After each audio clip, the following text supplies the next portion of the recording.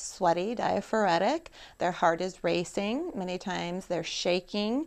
They can have gastrointestinal upset. They can have diarrhea. They can feel like they have like their head is just kind of spacey.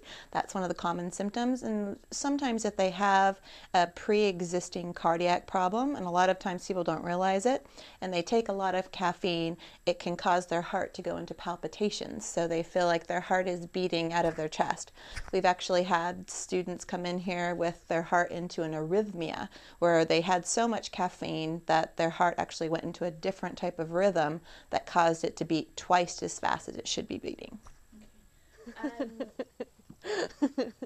Obviously, like, it has a lot of bad chemicals, know that, but I don't know what they are directly and what they do to you. But I kind of don't care either way. Like, I feel like even if I researched it and found out exactly like what they do and all the negative side effects, I don't think it would make me stop drinking it. Caffeine intoxication, according to the American Psychiatric Association, can be defined as the overstimulation of the central nervous system due to the presence of large amounts of caffeine within the body.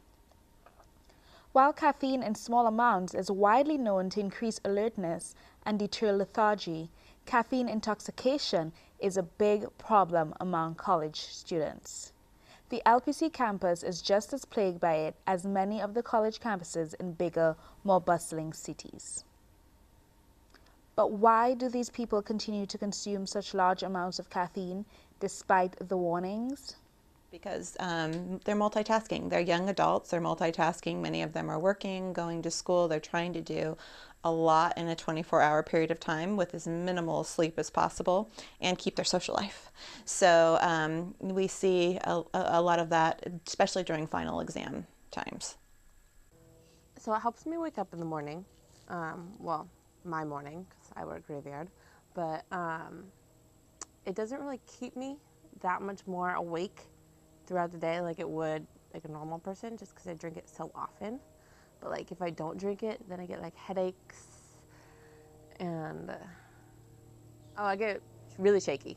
Like if I don't drink it, or sometimes if I drink too much, I still will get shaky. So I kind of shaky all the time. But I like crave them if I like see one and I haven't had one in a while. I'll like want to drink more, and then I'll go buy one.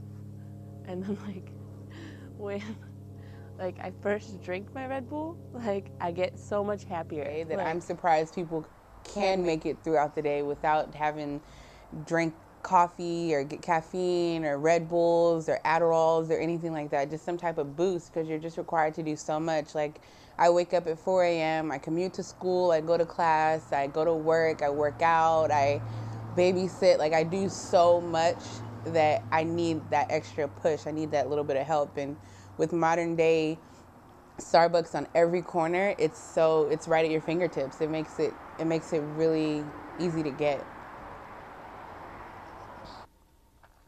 While one of the smaller 80 milligram cans of these carbonated energy beverages may be safe to consume, Barbero says the problem lies in the fact that most people consume more than one serving, and most cans, the larger ones, contain more than one serving, which people consume in one sitting. I consider caffeine more of a necessity than a luxury item. I allow a certain amount of money to go towards it out of my paycheck, probably $10 a day, $10 or $15 a day. I go at least 2 or 3 times a day. I think at this point it's just because I'm like addicted that I can't stop drinking it. Like it's like I formed a habit like every day. Let's say that she also has diarrhea, which is very common if you're drinking if you're drinking a lot of caffeine over the day. Then she's going to have inflammation of her bowels, which could increase her chances of getting cancer. The other thing is that if she's having a ton of caffeine and very acidic stuff, she can get gastroesophageal reflux disease, which again can increase her risk of chances of cancer, and also increase the risk of erosion of her esophagus.